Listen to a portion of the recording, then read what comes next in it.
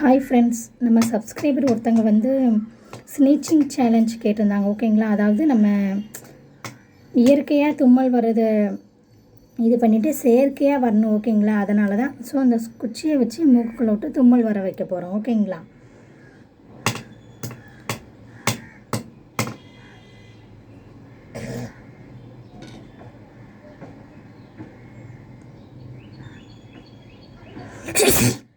ஷப்பா.